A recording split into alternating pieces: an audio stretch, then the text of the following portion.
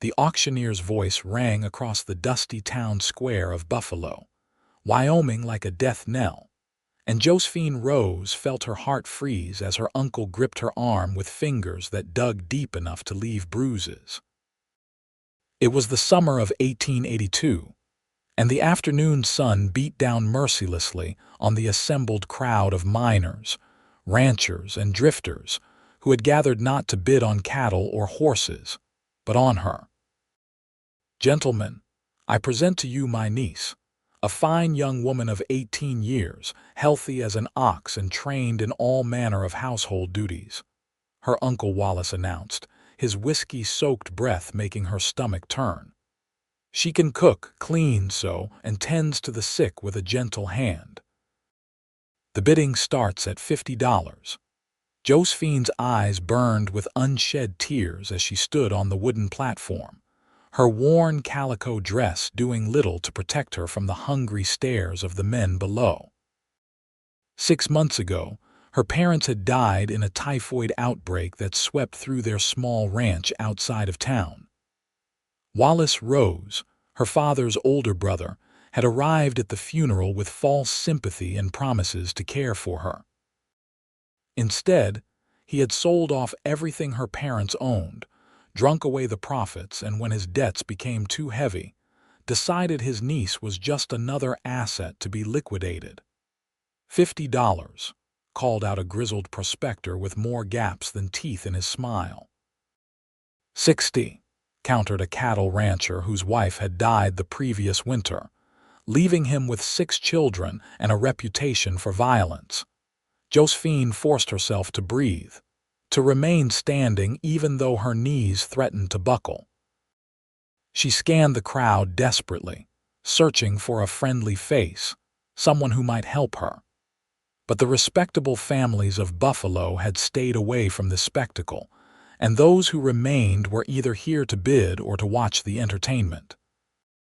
$75, came another voice, this one belonging to a man whose reputation preceded him. She recognized Simon Drake, who ran a saloon on the edge of town, the kind of establishment where women disappeared into back rooms and were rarely seen in daylight again. Her uncle's face lit up with greedy satisfaction as the bids climbed higher. Josephine's vision began to blur at the edges. This could not be happening. This could not be her life. Her parents had raised her with love and dignity, had taught her to read and write, had filled their modest home with laughter and warmth. How had it come to this? $100, Simon Drake called out, and the crowd fell silent. It was an enormous sum, more than most men in Buffalo earned in 3 months. Wallace Rose's eyes gleamed. $100 going once, going twice, $250. The voice cut through the air like a blade, clear and firm. Josephine's head snapped toward the sound, and she saw a man stepping forward from the back of the crowd. He was tall and lean, somewhere in his mid-20s, with dark hair that curled slightly at his collar and eyes the color of river stone. His clothes were simple but well-maintained: dark trousers, a blue work shirt, worn leather vest, and boots that had seen plenty of miles. He wore no gun belt, unusual for this place and time, but carried himself with a quiet confidence that suggested he didn't need one. The crowd erupted in whispers. Simon Drake's face purpled with rage. "That's a fool's price for a woman," he spat. The stranger's jaw tightened, but he kept his eyes fixed on the auctioneer. $250 is my bid. Do you accept it or not?" Wallace Rose looked like Christmas had come early. "Sold to the gentleman for $250. He slammed his hand down on the podium before anyone else could speak. "Come collect your property, sir." The word property made Josephine's stomach revolt, but before she could process the full horror of what had just happened, the stranger was climbing the steps to the platform. Up close, she could see the sun-weathered lines around his eyes, the strength in his shoulders that came from years of hard work, and something in his expression that she couldn't quite read. Not cruelty, not the predatory hunger she had seen in the other men's faces, but something else entirely. "Can you walk?" he asked quietly, his voice meant only for her ears. She nodded, not trusting herself to speak. "Then come with me. We need to get the paperwork done before your uncle drinks himself unconscious." The next hour passed in a haze of confusion and fear. The stranger, who introduced himself as Robert James but said most people called him Robbie, paid her uncle in cash that he produced from a worn leather wallet. The money looked like it represented every cent he owned. Wallace grabbed the bills with shaking hands, not even bothering to count them before hurrying off toward the nearest saloon. He didn't say goodbye to Josephine, didn't look back once. The town clerk, a pinch-faced man named Henderson, drew up papers that made Josephine's skin crawl. They weren't marriage papers, as she had feared and half expected, but a transfer of guardianship that treated her like livestock. Robert signed them with a steady hand, his expression unreadable. When it was done, he turned to her. "I have a horse tied up at the livery. Do you have anything you need to collect?" "No," she whispered. "My uncle sold everything." Something flickered in his eyes, anger perhaps, but he only nodded. "Then let us go." The walk through town felt like running a gauntlet. People stared from doorways and windows.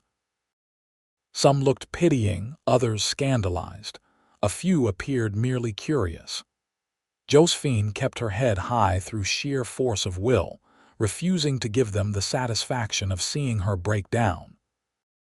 At the livery, Robert's horse waited, a sturdy chestnut gelding with intelligent eyes and a calm disposition. Robert had clearly paid the stable boy well to keep the animal fed and watered. He checked the saddle and supplies with practiced efficiency, then turned to Josephine. "Can you ride?"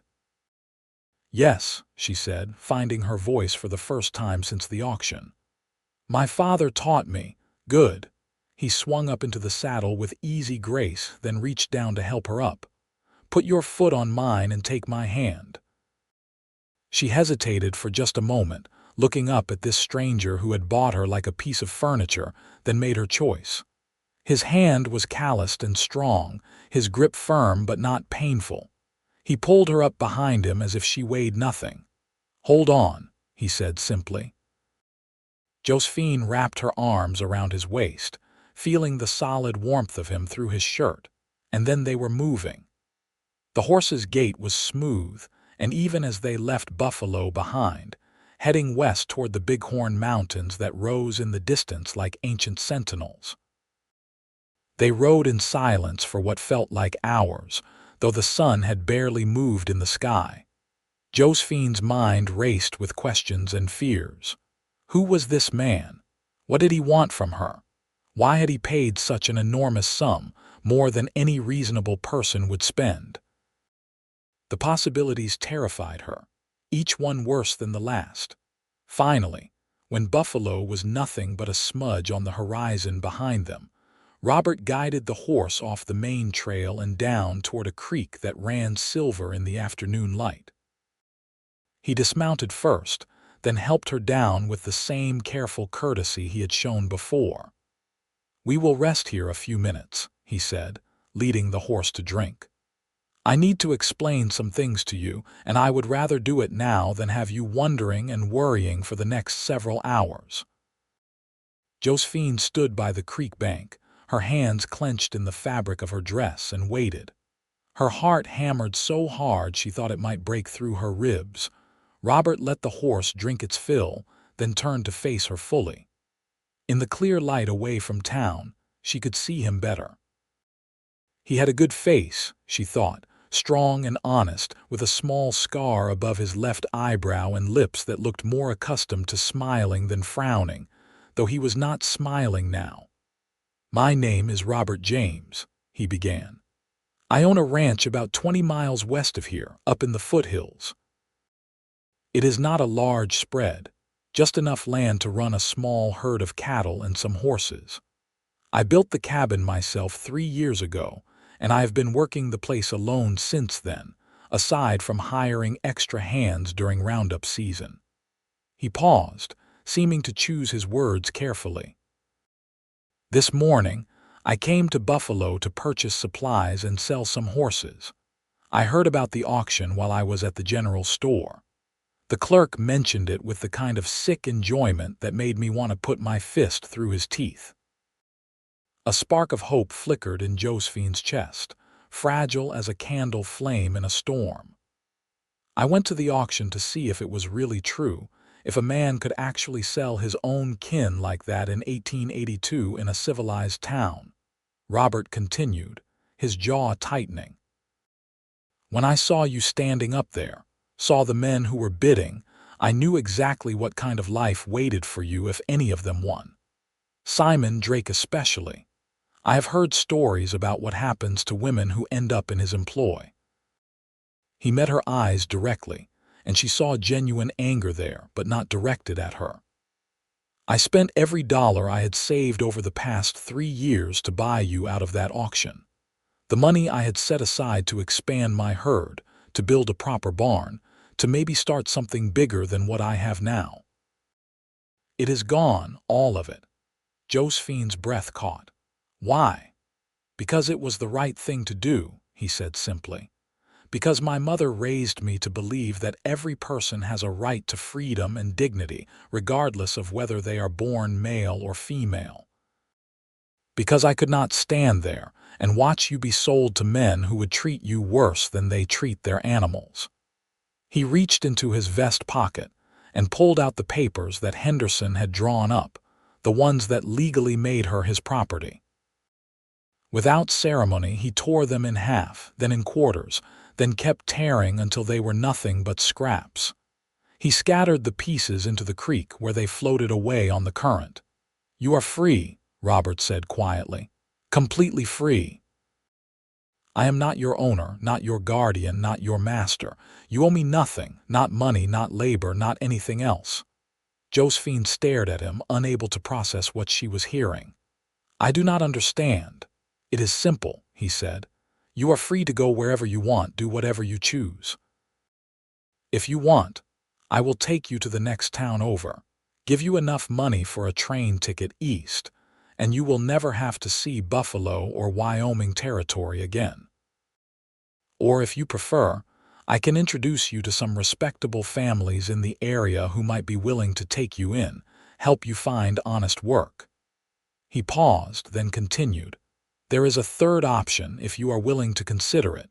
You can come to my ranch at least for a while. I have a spare room where you can stay, and you would be safe there while you figure out what you want to do with your life. I would ask nothing from you except that you respect the place as I do. No obligations, no expectations. Just a safe place to catch your breath and plan your future." Tears spilled down Josephine's cheeks before she could stop them, hot and fast. In the past 6 months, she had endured the death of her parents, the betrayal of her uncle, the loss of her home and everything she had ever known, and finally the ultimate degradation of being sold like cattle. She had braced herself for the worst, had prepared to fight for her survival with every breath in her body. She had not prepared for kindness. "Why would you do this?" she whispered, her voice breaking. "You do not know me. I could be terrible. I could be a thief or a liar or worse." A small, sad smile touched Robert's lips. "I don't think you are any of those things. But even if you were, even if you turned out to be the worst person in Wyoming territory, at least you would have the chance to choose your own path. That is more important than anything else." Josephine wiped her tears with the back of her hand, trying to compose herself. Her whole life, her father had taught her to judge people by their actions, not their words. And this man, this stranger, had just spent his life savings to buy her freedom and then immediately given it to her without asking for anything in return. "I would like to go to your ranch," she said softly, "if the offer is genuine." "It is. For a little while at least. Until I can figure out what to do next." Robert nodded, his expression relieved. "That sounds like a good plan. We should get moving, though. I would like to reach the ranch before nightfall, and we still have several hours of riding ahead of us." He helped her mount again, and they continued their journey west. As they rode, Josephine found herself relaxing slightly, her death grip on Robert's waist easing into something more comfortable. The land around them was beautiful in a raw, untamed way. Rolling grasslands stretched toward distant mountains, broken by stands of cottonwood and pine. Hawks circled overhead, riding the thermal currents. Once, a small herd of pronghorn antelope bounded away from the trail, their white rumps flashing in the sun. "Tell me about your parents," Robert said after a while, breaking the silence. "If you want to, I mean. If it is too painful, I understand." Josephine was quiet for a moment, then found that she did want to talk about them. "My father was John Rose. He came west from Ohio after the war, looking for a fresh start. He met my mother, Catherine, at a church social in Sheridan. She was a teacher, one of the first women to teach in Wyoming Territory. They married within 6 months and bought the ranch where I grew up."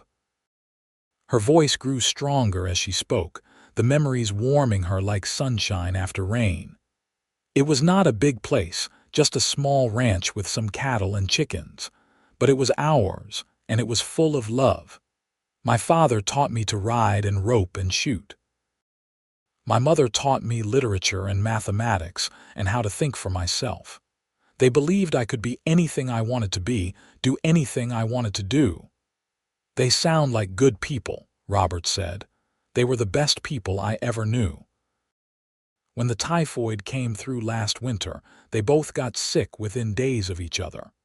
My mother died first, and my father followed 3 days later. I think he died of a broken heart as much as the disease. He loved her so much. "I am sorry," Robert said, and the sincerity in his voice made her throat tight. "My uncle showed up at the funeral talking about family duty and how I could not possibly manage the ranch alone. I was too grief-stricken to fight him. He had the legal papers, claimed my father had named him executor. By the time I understood what was happening, everything was gone. The ranch, the cattle, even my mother's wedding ring." Anger threaded through her voice now, stronger than the grief. "He drank away the money in 2 months, then decided I was his last asset. I heard him talking to his gambling friends about it, laughing about how much he could get for a young, pretty niece with no other family to interfere." Robert's back tensed under her hands. "Your uncle is a coward and a bastard, and if I ever see him in Buffalo again, I will tell him so to his face." Despite everything, Josephine felt a small smile tug at her lips. "He will probably be too drunk to remember it. Then I will tell him multiple times until it sticks." They rode on, and gradually Josephine found herself asking questions of her own. "What about you? How did you end up in Wyoming Territory?" Robert was quiet for a moment, and she thought perhaps the question was too personal. But then he began to speak, his voice thoughtful. "I grew up in Missouri, on a farm outside of Independence.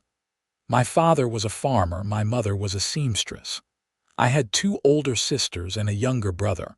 It was a good childhood for the most part. We were poor, but we had each other." He guided the horse around a cluster of rocks before continuing. "When I was 20, my father died in an accident. A horse kicked him in the chest, and he was gone before the doctor could arrive. My mother tried to keep the farm going, but it was too much.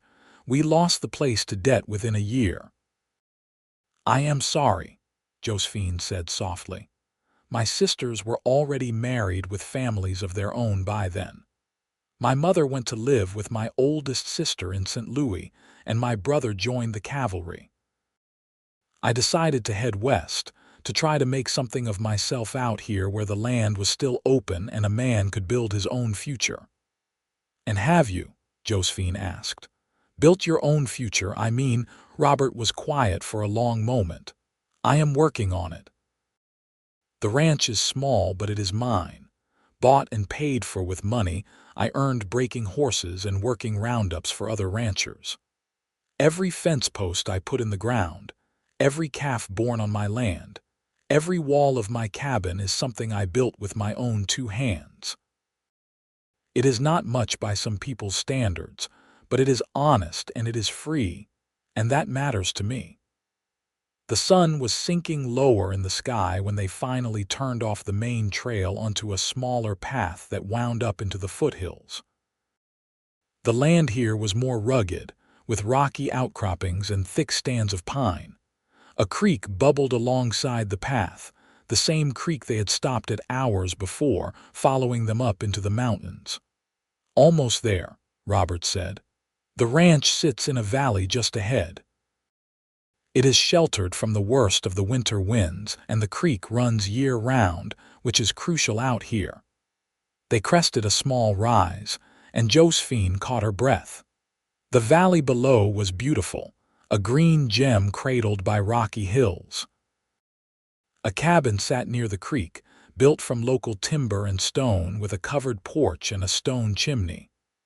Nearby stood a small barn and several corrals. Horses grazed in one pasture, cattle in another. It was simple and rough, but there was something deeply appealing about it, a sense of permanence and peace. "It is beautiful," Josephine said honestly. Robert sounded pleased. "It will do. Come on, let us get you settled." He rode down into the valley as the last rays of sunlight painted the mountains gold. By the time they reached the cabin, dusk was settling over the land like a soft blanket. Robert dismounted first and helped Josephine down.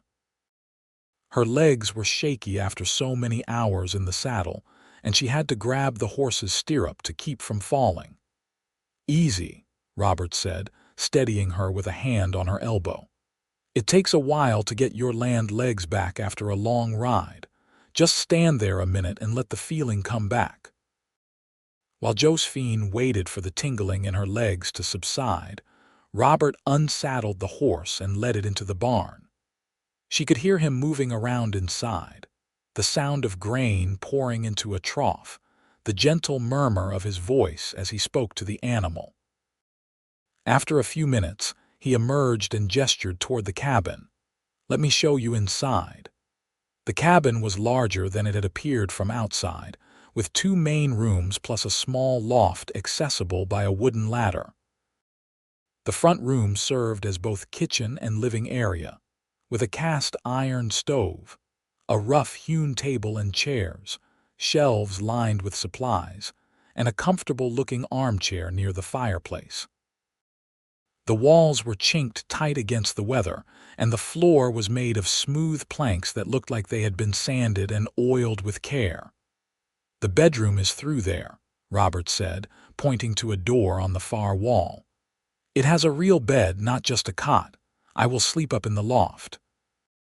There is plenty of room up there, and it is actually warmer in winter because heat rises." Josephine stepped into the bedroom and found it simple but clean, with a bed covered in a handmade quilt, a small dresser, and a window that looked out over the valley. It was more privacy and comfort than she had dared hope for. "I know it is not fancy," Robert said from the doorway, sounding almost apologetic. "But the mattress is good, stuffed with fresh straw last month, and the quilt was made by a neighbor woman who has far more skill with a needle than I will ever have." "It is perfect," Josephine said, turning to face him. "Truly, I cannot thank you enough for this." Robert shifted his weight, looking uncomfortable with her gratitude.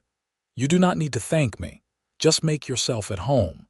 There is a wash basin on the dresser, and I can heat water if you want a proper wash. I imagine you could use one after the day you have had." He was right. Josephine felt grimy with dust and sweat and the lingering touch of her uncle's hands on her arm. "Hot water would be wonderful." "I will get it started. Make yourself comfortable, look around, whatever you need." He disappeared back into the main room, and Josephine heard him stoking the fire in the stove, filling a large pot with water from a bucket. She sat down on the bed, and the mattress gave beneath her weight with a soft rustle. The quilt was beautiful, stitched in shades of blue and cream in a wedding ring pattern. She ran her fingers over it, marveling at the tiny, even stitches. For the first time since her parents' death, Josephine felt something other than fear or grief or anger. It was a fragile feeling, tentative as new grass after winter, but it was there nonetheless. Hope. Over the next few days, Josephine settled into life at the ranch in a way that surprised her. Robert kept his word about expecting nothing from her, but she found that sitting idle while he worked from dawn to dusk did not sit well with her conscience. On the second morning, she got up early and made breakfast, johnnycakes and bacon, coffee strong enough to strip paint. Robert came in from the morning chores to find the table set and food waiting. He stopped in the doorway, surprise clear on his face. "You did not have to do this." "I know," Josephine said, pouring coffee into his cup. "I wanted to. You are working yourself half to death out there, and I was sitting in here feeling useless." "You are not useless. You are recovering from trauma. That takes time." "I can recover and also contribute," she said firmly. "My mother did not raise me to be helpless." A smile tugged at Robert's mouth. "I am starting to understand that. Thank you for breakfast. It smells amazing." They ate together as the morning sun streamed through the windows, and Robert told her about the work that needed doing. A section of fence in the north pasture needed mending. Several of the horses required shoes checked. The vegetable garden behind the cabin was being overrun by weeds and needed attention. "I could work on the garden," Josephine offered. "I helped my mother with ours for years. I know what I am doing." Robert looked like he wanted to refuse, to insist she rest longer, but something in her expression must have convinced him. "If you are sure you are up to it. But take breaks when you need them and drink plenty of water. The sun gets fierce here in summer." By the end of the first week, they had fallen into a comfortable rhythm. Robert handled the heavy outdoor work, mending fences, tending the livestock, training horses. Josephine took over the indoor tasks and the garden, cooking meals, keeping the cabin clean, and coaxing the neglected vegetables back to health. They ate breakfast and dinner together, talking about everything and nothing. Robert told her stories about learning to ranch, about the hard winters and the challenges of building a life from scratch. Josephine spoke about her parents, about the books her mother had loved, about her dreams for the future that had seemed so close before they were ripped away. One evening, about 2 weeks after her arrival, they sat on the porch watching the sunset paint the mountains in shades of amber and rose. The air was sweet with the smell of pine and wildflowers. Robert was mending a bridle while Josephine shelled peas for the next day's dinner. "I have been thinking," Josephine said, breaking the comfortable silence, "about what comes next for me." Robert's hand stilled on the leather. "Have you made any decisions?" "Not entirely. But I know I do not want to go east. My whole life is here in Wyoming territory. My parents are buried here. This is my home." "That is understandable." Josephine set down the bowl of peas and turned to face him. "I also know that I cannot live here indefinitely without paying my way somehow. You have been more generous than anyone could expect, but it is not fair to you. You spent your savings on my freedom. The least I can do is help you rebuild what you lost." Robert frowned. "I told you there are no expectations. You do not owe me anything." "I know what you told me, but I also know what is right. You need help on this ranch. The place is too big for one person to manage alone. You have been running yourself ragged trying to do everything yourself. I have managed so far." "Managed, yes, but not thrived. Your garden was nearly dead when I got here. Your clothes were mended with stitches that would make a first-year seamstress weep. You were eating nothing but beans and bacon because you had no time to cook anything more complicated." A reluctant smile crossed Robert's face. Fair points, all of them. So here is my proposal, Josephine said, her heart beating faster. Let me stay and work as your ranch hand. You can pay me a fair wage, whatever you would pay any hired help. I will earn my keep and save money for my future, whatever that turns out to be. And you get the help you need without having to hire a stranger. Robert was quiet for a long moment, his expression thoughtful. You do understand that ranch work is hard. Long hours, difficult conditions, especially come winter. I grew up on a ranch. I know what I am signing up for. And people will talk. A young woman living alone with a bachelor rancher. There will be gossip, probably cruel gossip. Josephine lifted her chin. Let them talk.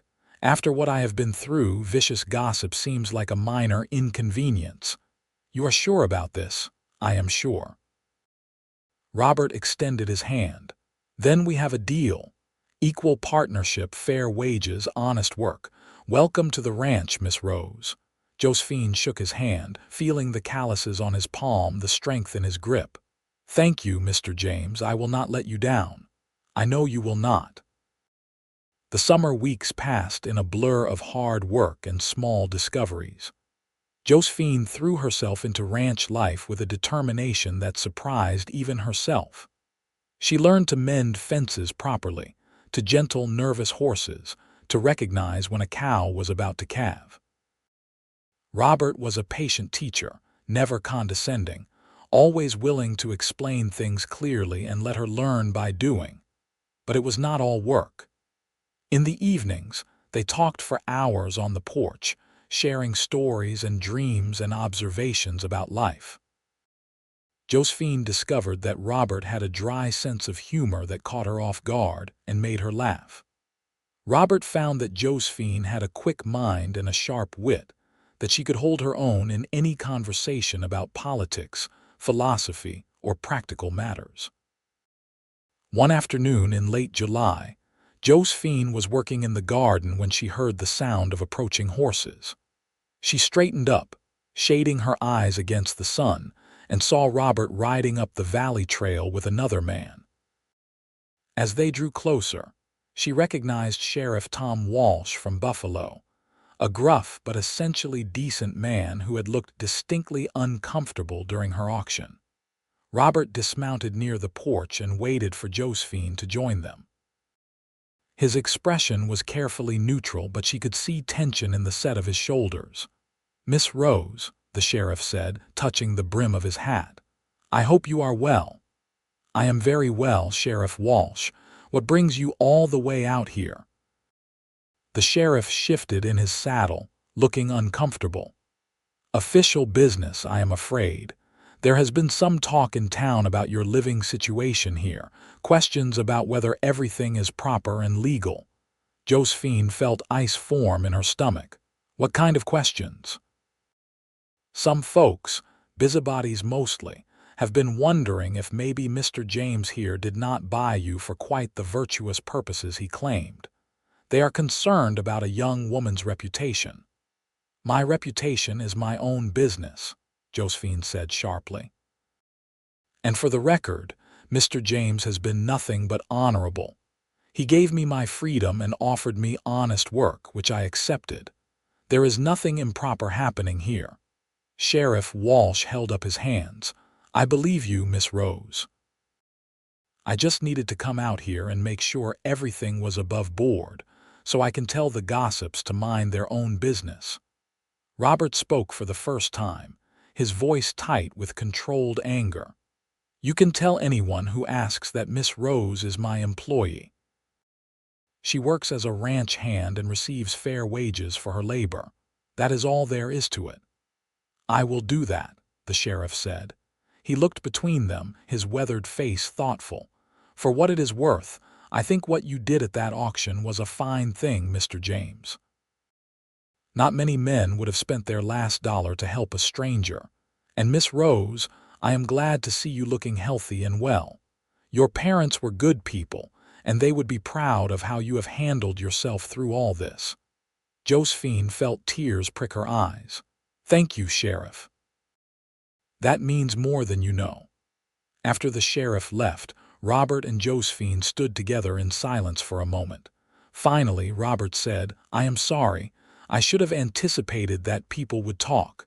"You have nothing to apologize for. People always talk. The only thing we can do is live our lives with integrity and let our actions speak for themselves." Robert looked at her with an expression she could not quite read. "When did you become so wise?" "I have always been wise. You just had not noticed yet." He laughed, the tension breaking, and they returned to their work. But the sheriff's visit had brought something to the surface, a awareness that had been growing between them for weeks, but neither had acknowledged. They were not just employer and employee, not just two people sharing a ranch. Somewhere along the way, they had become friends and possibly something more. That night, Josephine lay in her bed listening to the night sounds of the ranch. The distant lowing of cattle, the whisper of wind through the pines, the soft hoot of an owl. She thought about Robert, about his kindness and his strength, about the way his eyes crinkled when he smiled, and the gentle way he handled the horses. She thought about how safe she felt here, how for the first time since her parents died, she felt like she had found a place where she belonged. The realization crept over her slowly, like dawn breaking over the mountains. She was falling in love with Robert James. The thought should have terrified her. After everything she had been through, after being betrayed and sold and treated like property, the idea of giving her heart to any man should have been impossible. But Robert was different. He had proven himself in ways that mattered, had shown her through consistent action that he valued her freedom and dignity above everything else. Still, Josephine knew better than to act on her feelings immediately. She needed to be sure, needed to give herself time to understand whether this was love or merely gratitude mixed with proximity. So she kept her emotions to herself and continued working alongside Robert, watching him, learning him, trying to understand the man who had changed her life so completely. August arrived with scorching heat that turned the grasslands golden and made even simple tasks exhausting. Robert decided it was time to check on the cattle in the higher pastures, where they had been moved to escape the worst of the summer heat. It would be a 2-day journey, requiring camping overnight on the mountain. "You do not have to come if you would rather stay here," Robert said as he packed supplies. "It will be rough camping and the trail is steep." "I am coming," Josephine said firmly. "You hired me as a ranch hand, remember? Checking on the herd is part of the job." Robert grinned. "I was hoping you would say that. It gets lonely up there by myself." They set out at dawn, leading a pack horse loaded with supplies. The trail switchbacked up the mountain through forests of pine and aspen, climbing steadily higher. Josephine had never been this far into the mountains before, and the beauty of it took her breath away. Wildflowers carpeted the meadows in explosions of color: purple lupine, red paintbrush, yellow arrowleaf balsamroot. Eagles soared overhead, their cries echoing off the rock faces. They stopped for lunch beside a waterfall that tumbled down a cliff in sheets of white water. Robert caught 2 trout from the pool below with a fishing line he kept in his pack, and they roasted them over a small fire. The fish was sweet and flaky, the best thing Josephine had tasted in weeks. "My father and I used to fish together," she said, watching the water cascade down. "Every Sunday after church, we would pack a lunch and spend the afternoon at the creek. My mother would shake her head and tell us we were wasting a perfectly good day off, but she always ate the fish we brought home. It sounds like they had a good marriage. They did. They were true partners in every way. My father never acted like he was superior because he was a man, and my mother never pretended to be less intelligent than she was to soothe his ego. They respected each other." Robert was quiet for a moment, then said, "That is how marriage should be. a partnership between equals. My parents were the same way. I have never understood men who want their wives to be nothing more than servants or decorations. There are not many men who think that way in my experience. Then you have been meeting the wrong men. Josephine looked at him across the fire, at the way the sunlight caught in his dark hair, at the gentle strength in his hands. Maybe I have. Until recently. Their eyes met, and something passed between them, an acknowledgement of the current that had been building for weeks. Robert opened his mouth as if to speak, then seemed to think better of it. We should keep moving. I want to reach the high pasture before nightfall. They climbed higher, and the air grew thinner and cooler. By late afternoon, they reached the high pasture, a vast meadow surrounded by peaks.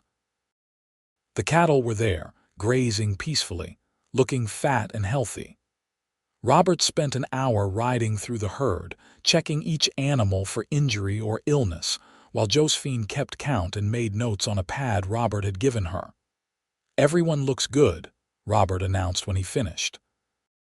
"We will need to bring them down in another month, before the first snows, but for now they are thriving up here." They made camp on the edge of the meadow, near a stand of trees that would provide shelter from the wind. Robert showed Josephine how to set up a proper camp, how to arrange the sleeping rolls and build a fire ring. They worked together easily, their movements coordinated from weeks of partnership. As darkness fell, they sat by the fire eating a dinner of beans and hardtack. Above them, the sky exploded with stars, more stars than Josephine had ever seen, spread across the darkness in glittering rivers and swirls. "I have never seen anything so beautiful," she whispered, not wanting to break the spell. "The night sky is always clearer at high altitude," Robert said. "Less dust and moisture in the air. I come up here sometimes just to look at the stars and remember how small I am in the grand scheme of things." Josephine pulled her blanket tighter around her shoulders. The temperature had dropped significantly with the sun, and her breath misted in the air. "Do you ever get lonely out here?" "Sometimes," Robert admitted. "Especially in the winter when the snow gets deep and I might not see another person for weeks. But there is a difference between being alone and being lonely. I have always been comfortable with solitude. And now—" He looked at her, the firelight reflecting in his eyes. "Now I find I've gotten very accustomed to having company. The ranch seems too quiet when you are not around." Josephine's heart beat faster. "I feel the same way. These past 2 months have been some of the happiest of my life, despite how they started. You have given me back something I thought I lost forever." "What is that?" "Hope. A future. The belief that there are still good people in the world who do the right thing because it is right, not because they expect something in return." Robert reached across the space between them and took her hand. His palm was warm against her cold fingers. "Josephine, I need to tell you something, and I need you to know that there are no expectations attached to what I am about to say. Your job and your place on the ranch are secure no matter how you respond. Do you understand?" She nodded, her throat too tight to speak. "I have been trying not to feel this way," Robert said slowly. "I told myself it was wrong, that you needed space and time to heal, that you might feel obligated to return my feelings because of what I did at the auction. But I cannot keep pretending anymore. I am falling in love with you, Josephine. Maybe I started falling that first day when I saw you standing on that platform refusing to let them break your spirit. Maybe it happened gradually over these past weeks as I got to know you. But it is happening, and I needed you to know." Josephine felt tears slide down her cheeks, but they were not tears of sadness. "I am falling in love with you too. I have been fighting it because I was afraid, because trusting any man after what my uncle did seemed impossible. But you are not like other men, Robert. You are kind and honest and good, and every day I spend with you makes me more certain that what I feel is real. Robert moved closer, still holding her hand. "I do not want to rush you. We can take all the time you need. I have had time. 2 months of living with you, working beside you, learning who you are when nobody is watching. That is more than most courting couples get before they are expected to make lifelong commitments." "So what are you saying?" Josephine met his eyes directly. "I am saying that I want this. I want you. I want to build a life here on this ranch as your partner in every sense of the word, if you will have me." Robert cupped her face in his hands, his touch infinitely gentle. "If I will have you, Josephine, having you in my life is the greatest gift I have ever received. You make me laugh. You challenge me. You make me want to be better than I am. Of course I will have you." He leaned forward slowly, giving her every chance to pull away, and kissed her. His lips were soft and warm against hers, the kiss tender and careful, full of promise and possibility. Josephine leaned into him, wrapping her arms around his neck, and kissed him back with all the pent-up emotion of the past weeks. When they finally pulled apart, both breathing hard, Robert rested his forehead against hers. "We should probably talk about practical matters. Like marriage, for instance. Are you proposing to me, Mr. James?" "Not yet. I want to do it properly, with a ring and pretty words and everything you deserve. But I wanted to make sure we were on the same page about where this is heading." Josephine laughed, the sound echoing across the meadow. "We are definitely on the same page. Though I should warn you, I am not the kind of woman who needs fancy things or elaborate proposals. I care more about the man than the presentation." "Good to know. Though you are still getting both the man and a proper proposal, so do not argue with me about it." They sat together by the fire, Josephine leaning against Robert's chest as he wrapped them both in a blanket. Above them, the stars wheeled slowly across the sky, and in the distance, a coyote howled. Josephine had never felt more at peace, more certain that she was exactly where she was meant to be. They rode back to the ranch the next day, and something fundamental had shifted between them. They still worked side by side as they always had, but now they moved through the days with the easy physical affection of a courting couple. Robert would catch Josephine's hand as they walked to the barn. She would lean against his shoulder as they sat on the porch in the evenings. They stole kisses in quiet moments, each one sweeter than the last. 3 weeks after their night in the high pasture, Robert disappeared for an entire morning without explanation. He returned just before lunch, riding hard, and found Josephine in the vegetable garden. "Come with me," he said, slightly out of breath. "I need to show you something." Curious, Josephine wiped her hands on her apron and followed him around the side of the cabin. There, in a spot that received morning sun and afternoon shade, Robert had created a small garden of wildflowers. Lupines, paintbrush, columbines, and dozens of other species formed a riot of color against the cabin wall. "I went back up to the high meadow this morning and collected these," Robert said. "I wanted to bring some of that beauty down here for you." Josephine pressed her hands to her mouth, overwhelmed. "Robert, it is perfect. There is more." He knelt down in the middle of the flowers and pulled a small box from his pocket. "Josephine Rose, I know we have not known each other for very long by conventional standards, but I have never been more certain of anything in my life than I am of this. You are strong and brave and brilliant, and you make every single day better just by being in it. I want to spend the rest of my life working beside you, building a future with you, growing old with you. Will you marry me?" He opened the box to reveal a simple gold band. It was not expensive or elaborate, but it was beautiful in its simplicity, exactly the kind of thing Josephine would have chosen for herself. "Yes," she said, dropping to her knees in front of him. "Yes, absolutely yes." Robert slipped the ring onto her finger and it fit perfectly. Then he pulled her close and kissed her while the wildflowers swayed around them in the mountain breeze. They were married 6 weeks later in a simple ceremony at the church in Buffalo. Josephine wore a new dress of cream-colored muslin that Robert had paid for with money from selling horses. Robert wore his best suit, carefully brushed and pressed. The ceremony was small, attended only by a handful of people. Sheriff Walsh and his wife, the minister and his family, and a few neighboring ranchers who had become friendly with Robert over the years. Notably absent was Wallace Rose. The last anyone had seen of him, he was boarding a train east after losing the last of his money in a poker game. Josephine felt only relief at his departure. He was no longer her problem.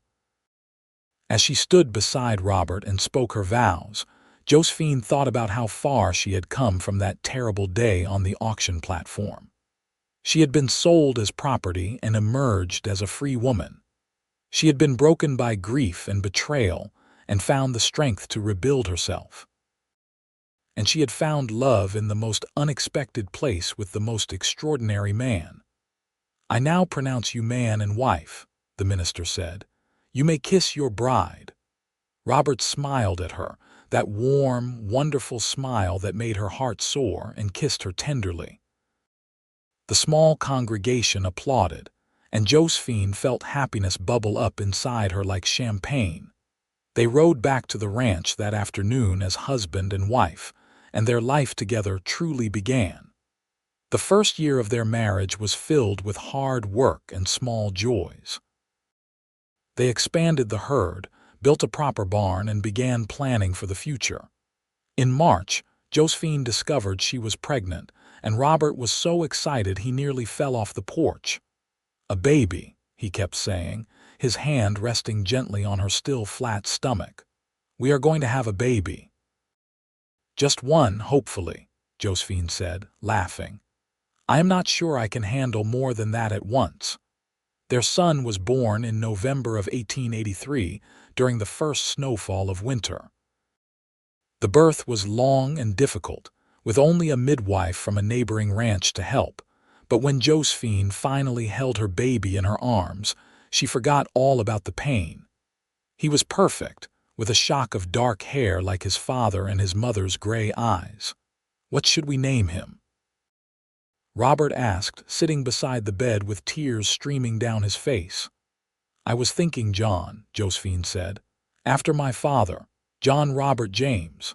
"It is perfect," Robert whispered, touching his son's tiny hand with one finger. "He is perfect. You are perfect. I am the luckiest man alive." The years rolled on, marked by the changing seasons and the rhythms of ranch life. John grew into a bright, active child who followed his father everywhere, learning to ride almost before he could walk. When John was 3, Josephine gave birth to twin girls, Mary and Sarah, who had their mother's determination and their father's easy smile. The ranch prospered under their combined efforts. They expanded the herd, bought more land, and built additions onto the cabin to accommodate their growing family. Robert proved to be a patient, loving father who never raised his voice in anger and always had time for his children's questions. Josephine managed the ranch's finances with the sharp mind her mother had trained, ensuring they not only survived but thrived. On their 10th wedding anniversary, Robert surprised Josephine with a gift, a beautiful painting of the wildflower garden he had planted the day he proposed, created by a traveling artist who had passed through Buffalo. "I wanted you to always remember that day," Robert said. "The day you agreed to take a chance on a cowboy with more dreams than money." Josephine kissed him softly. "Best decision I ever made, though I should point out that we have considerably more money now than we did then. We do. But we also have something more valuable." He gestured to where their children were playing in the yard, John teaching his little sisters how to rope a fence post. "We have this. A family, a home, a life we built together from nothing. Not from nothing, Josephine corrected. From love, that was always the foundation. Over the years, Josephine occasionally thought about that terrible day in Buffalo when she had stood on the auction platform, certain her life was over. She thought about her uncle, about the men who had bid on her like she was livestock, about how close she had come to a fate too horrible to imagine. But she thought more often about Robert stepping forward from the back of the crowd, about his quiet courage and unflinching decency. She thought about the sound of papers tearing as he ripped up her bill of sale. She thought about the first time he kissed her under a sky full of stars. Sometimes, when she and Robert sat on the porch in the evenings watching the sun set over the mountains, their children safely asleep inside, she would take his hand and squeeze it gently. No words were needed. He understood what she was saying. Thank you. I love you. I am exactly where I am meant to be. The ranch continued to grow and prosper through the 1890s. John, who everyone called Jack by the time he turned 8 to avoid confusion with his late grandfather, developed his father's talent with horses. He could gentle even the wildest Mustang with patience and kindness, never resorting to the brutal breaking methods some ranchers still used. The twins, Mary and Sarah, were as different as night and day despite being identical in appearance. Mary loved the ranch work, always eager to help with the cattle and ride with her father and brother. Sarah preferred working inside with her mother, learning to manage the household and develop the business side of the operation.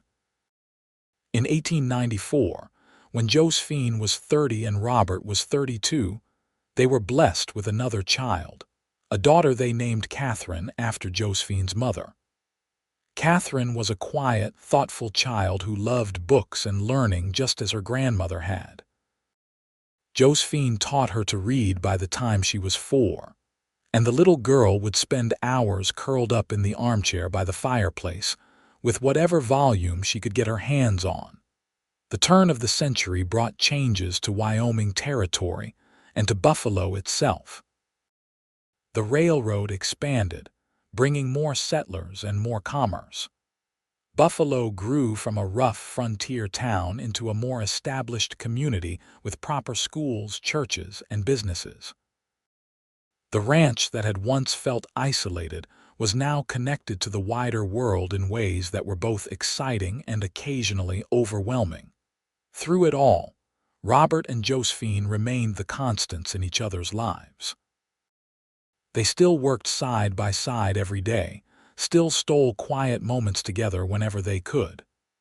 The passion of their early courtship had matured into something deeper and more enduring, a love built on respect, partnership, and genuine friendship. In 1903, Wyoming officially became a state, and women in Wyoming had been able to vote since 1869, long before most of the country. Josephine took her civic duties seriously, studying the candidates and issues carefully before casting her ballot. Robert was fiercely proud of her, often bragging to other ranchers about his wife's political knowledge and sharp insights. "You are going to embarrass me," Josephine would say, but she was secretly pleased.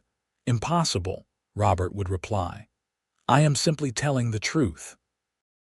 It is not my fault if the truth makes you sound amazing. As their children grew older and more independent, Josephine found herself with a bit more time for personal pursuits. She began writing down the stories her mother had told her, preserving them for future generations. She also started recording her own experiences, creating a memoir that detailed her journey from the auction platform to the life she had built. "Are you sure you want people to know about that day?" Robert asked when he discovered what she was writing. "I am certain," Josephine said firmly. "It is part of my story and I am not ashamed of it. If anything, I am proud of how I survived it, how we both fought against an unjust system and won. Maybe our story will give hope to someone else who needs it." Robert kissed the top of her head. "Then write it all down. Every word." You have my full support." In 1907, Jack announced his engagement to a neighboring rancher's daughter, a smart young woman named Elizabeth who shared his love of horses. The wedding was held at the ranch in June, with half of Buffalo in attendance. Josephine watched her son pledge his life to his bride and felt a bittersweet mixture of joy and nostalgia. Her baby was all grown up, starting his own family. "Remember our wedding?" Robert whispered during the ceremony. "How could I forget? It was the second best day of my life." "Second best?" "The first was the day you ripped up those papers by the creek and told me I was free. Everything good that came after started with that moment." Robert's hand found hers and squeezed gently. After all these years, he still knew exactly what she needed without words. The twins married within a year of each other. Mary to a young rancher from Sheridan, and Sarah to a banker in Buffalo who appreciated her head for numbers. Catherine, at 17, announced her intention to attend the new state university in Laramie to study literature and teaching, following in her grandmother's footsteps. "The ranch is going to feel awfully empty with all of you gone," Josephine said, though she supported her daughter's ambitions wholeheartedly. "You and Papa will have the place to yourselves again," Catherine pointed out. "Like when you first got married. Maybe that will be nice." It was nice, Josephine discovered. She loved her children fiercely and was proud of the adults they had become, but there was something sweet about having Robert to herself again. They fell back into the rhythms of their early years together, working the ranch during the day and spending long evenings on the porch talking and dreaming. "What should we do with all this extra time we suddenly have?" Robert asked one evening. "Travel, maybe. We have talked about seeing more of the country. Or we could finally build that addition we always discussed, the one with the big windows facing east for the morning light. Or," Robert said thoughtfully, "we could do both. Travel when we want, build when we want, and mostly just enjoy each other's company without worrying about anyone else for a change." "That sounds perfect." They did travel, taking trips to Denver and San Francisco, even going as far as St. Louis to visit Robert's mother before she passed away in 1910. But they always came back to the ranch, to the valley where they had built their life together. In 1912, Josephine turned 48 and Robert turned 50. They celebrated their 30th wedding anniversary surrounded by children and grandchildren, the house bursting with noise and laughter and love. Jack and Elizabeth had given them 3 grandchildren. The twins had 2 each, and even Catherine, who had married a fellow teacher, was expecting her first child. 30 years, Robert marveled, looking around the crowded room. "How did we get here, one day at a time?" Josephine said. "One decision, one moment, one act of love at a time." That night, after everyone had left and the house was quiet again, they sat on the porch watching the stars. It was a warm September evening, the air sweet with the smell of hay and wildflowers.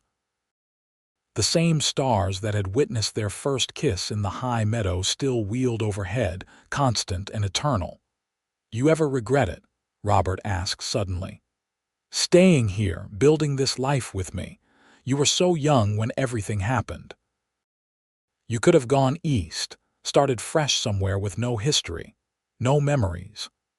Josephine turned to look at him, this man who had saved her life in more ways than one, who had given her freedom and then won her heart through patience and kindness.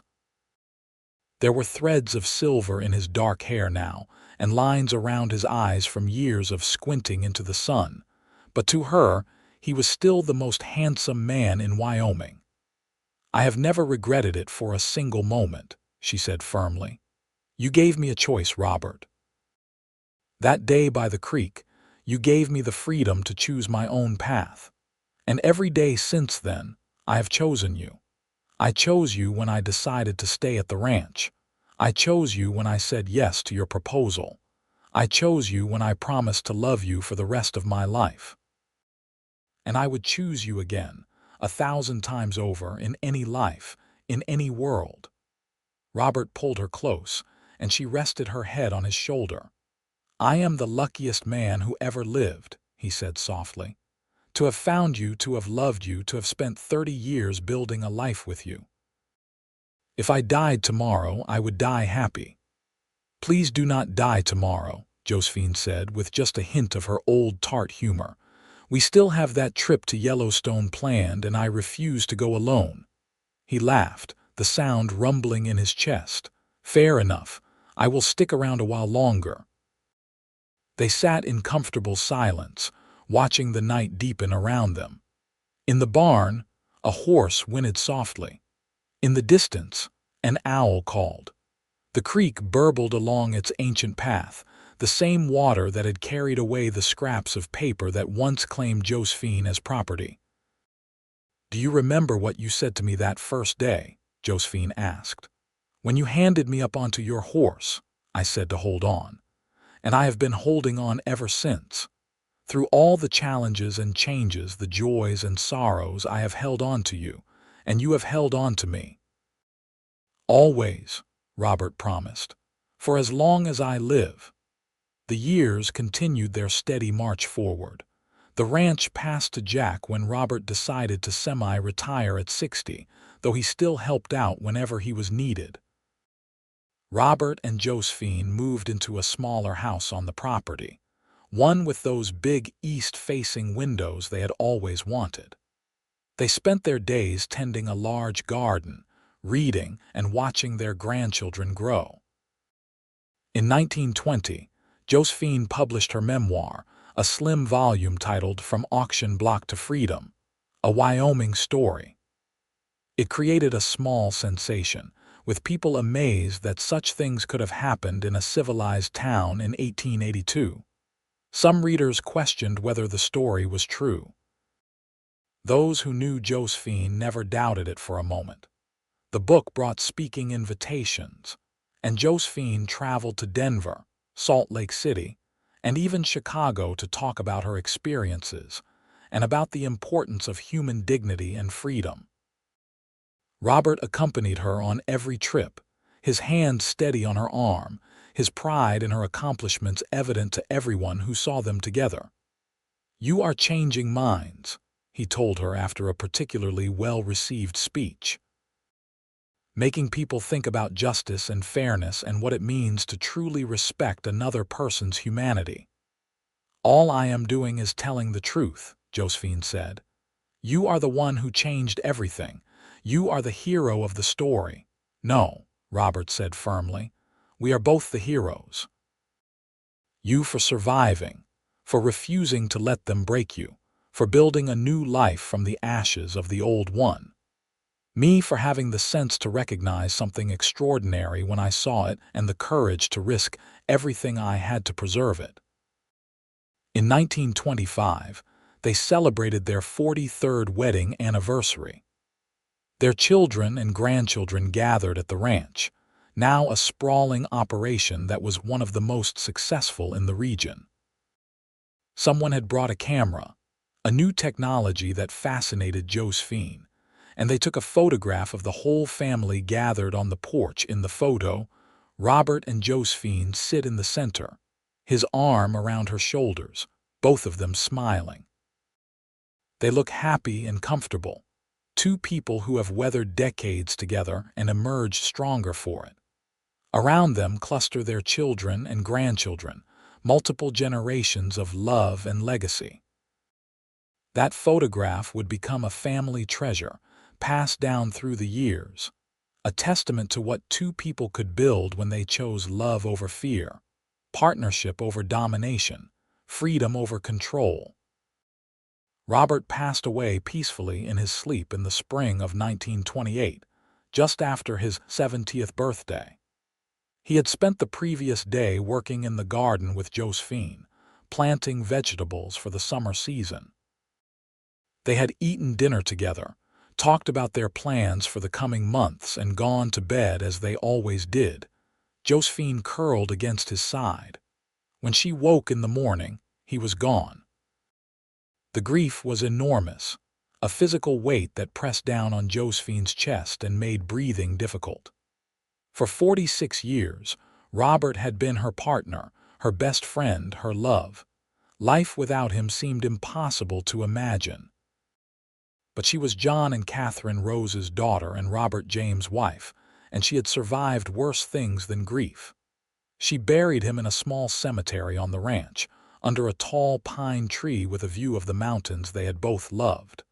The headstone reads simply, Robert James, 1858–1928. Beloved husband, father, and friend, he chose freedom. Josephine lived another 12 years, surrounded by her children and grandchildren, tending her garden, writing her stories, and keeping Robert's memory alive. She never remarried, though she had offers. There was only one Robert James, and she had been blessed enough to spend nearly half a century with him.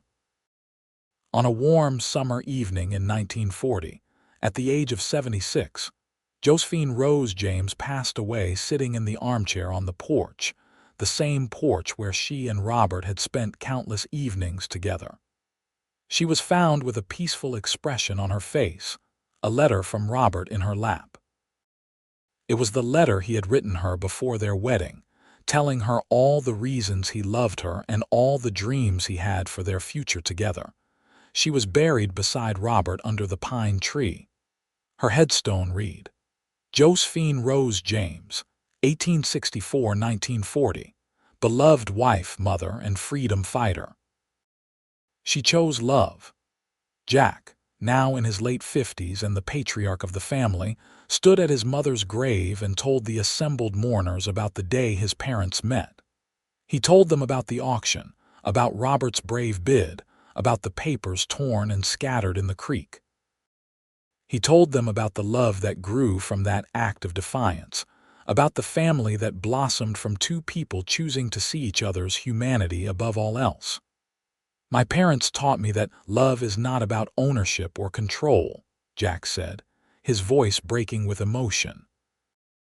It is about freedom, respect, and partnership.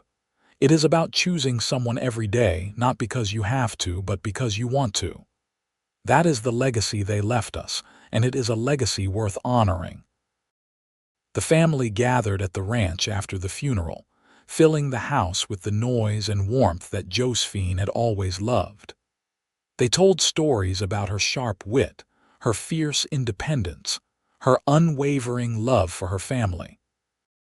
They talked about Robert, too, about his gentle strength and quiet courage, about the way he had looked at Josephine even after decades of marriage, like she was the most precious thing in the world. And in the years that followed, as the ranch passed to new generations, and the world changed in ways Robert and Josephine could never have imagined, their story continued to be told. It became part of the family mythology, a reminder that love could triumph over injustice, that one person's courage could change everything, and that the best partnerships were built on freedom, respect, and the choice to stand together against whatever life might bring.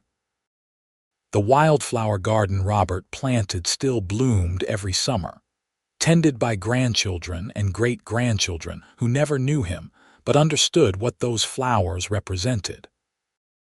Each blossom was a testament to love, to the moment a cowboy gave everything he had to set a woman free, and to the beautiful life they built together in the wild, magnificent mountains of Wyoming. Their love story became legend in Buffalo, told and retold, embellished and cherished. But at its heart, it remained a simple truth. In the summer of 1882, on a dusty town square, one man looked at a woman on an auction block and saw not property, but a human being deserving of dignity and freedom. He bet everything he owned on that belief, and he won so much more than he ever dreamed possible. He won a partner, a love, a life worth living. And she, who had been sold as property and set free by a cowboy with more heart than sense, found that freedom was just the beginning.